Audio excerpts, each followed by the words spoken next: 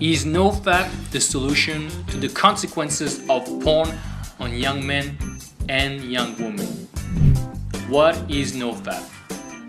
NoFap is a website and community forum that serves as a support group for those who wish to avoid pornography and masturbation. Its name comes from the slang term fap, referring to male masturbation. This is what we can find on Wikipedia.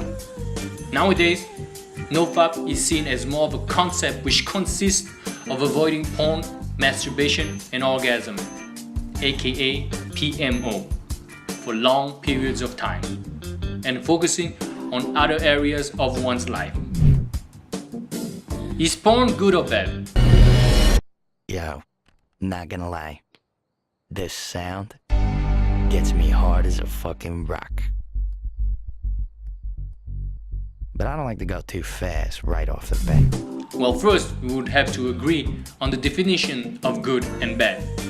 Let's keep it more neutral and not be too extremist about views. I don't think Zeus or God will strike you with lightning for spending a little too much time playing with your tube. Let's change the question to, is porn conducive to more wholesome or unwholesome behavior? In my humble opinion, and in the grand scheme of things, I would say that most people and society at large would do better without porn. However, it does not mean that watching porn is bad and will lead you to a life of misery and punishment in the afterlife. Porn is not really a taboo nowadays because a lot of people have accepted it as normal. Masturbation is even seen as a healthy practice. You need not feel guilty about your porn consumption. Yet we should still strive to keep it to a minimum, as it is not a behavior that leads you to become a more fulfilled and more conscientious man. Is porn a good alternative substitute to women? Porn is ubiquitous and can be so overwhelming. For a lot of young men, it generally starts as a substitute to real-life interaction with women, for they might fear and or resent them. Why risk rejection and humiliation when satisfaction and sexual gratification are just a click away and in abundance? Due to the sheer volume of porn and the vast repertoire of what you can find online to tickle your fancy, no matter how much access you have to women and how loose and wild they might be with you, nothing, and I repeat, nothing beats the variety you can find on the web. Not unlike any drugs, once you reach a certain dose, your body needs more to be stimulated. The same can be said with porn, but that's not all. For you not only need to increase the dose, but your psyche wants you to tune up on the variety and get into more abnormal, deviant kind of porn. So yes, it might seem that porn is a great substitute to women at first. Let's be honest, the variety, abundance and easy access makes reality kind of dull. But this is just a short-term perspective because porn is not real and the pleasure you get from it is detrimental to your psyche. Ultimately, it will leave you unsatisfied, unshated, and unfulfilled. Consequences on relationships. How many couples have suffered or are suffering because of porn? What the fuck are you doing? Baby, What the fuck are you doing? I was just reading emails. No, you weren't. You were watching porno. I saw what that was. No, I saw you. Yeah, but baby. Don't call me that. Oh my god, that's the most disgusting thing I've ever seen in my life. Wait, don't. Masturbation and abusive consumption of porn will deregulate your sex life and hinder the pleasure circuits in your brain. Real women will never be able to satisfy you because of the huge amount of porn you have in your hard drive. And I'm not only talking about your computer here. The variety of virtuality will always beat the banality of reality. How can women compete with this?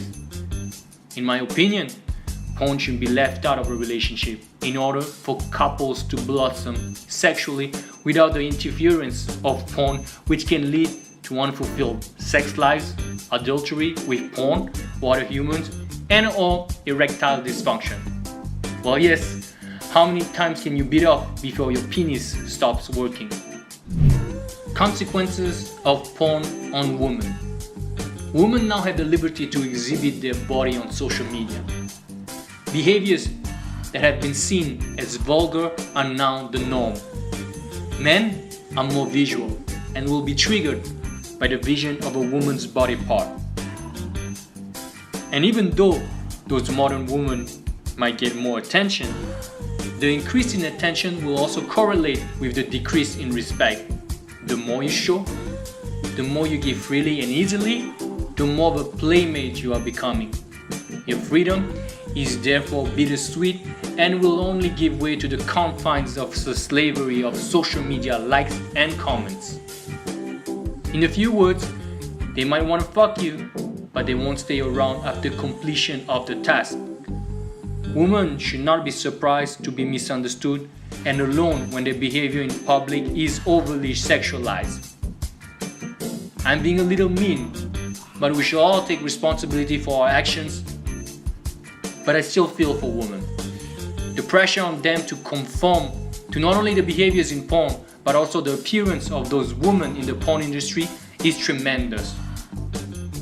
A female might have low self-esteem because she don't like the way her punani looks.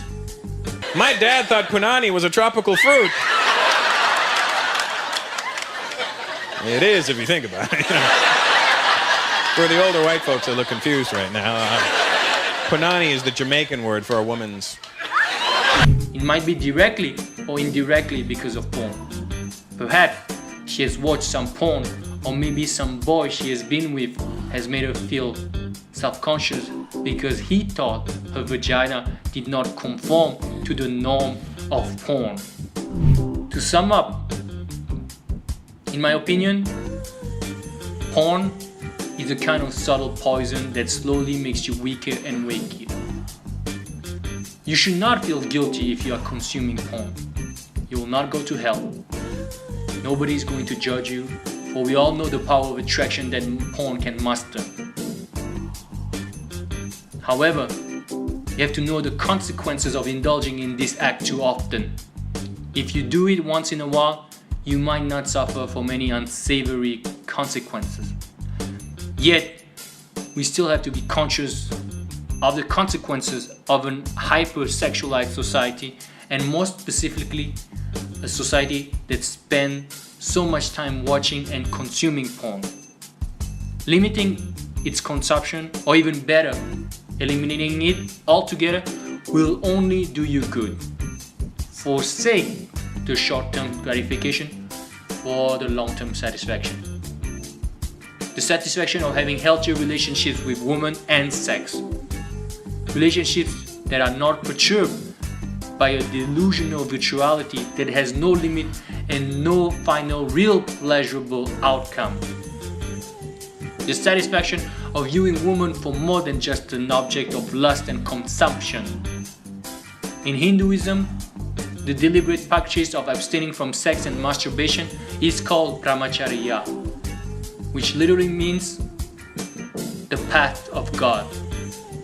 You don't need to believe of God or anything. However, it is still pretty cool to believe that abstaining from sex and masturbation for a certain amount of time is a divine practice. So go with Less God, my friend. is more. This short book is straight to the point. It talks about sex, nutrition, relationships, fulfillment, meditation, love, mental minimalism, fasting, gratitude, and the list goes on. Everything you need to start living a more inspired life is in here, and it will take only 30 minutes to read. So don't waste time. Get it as soon as possible. Check the link in the description below.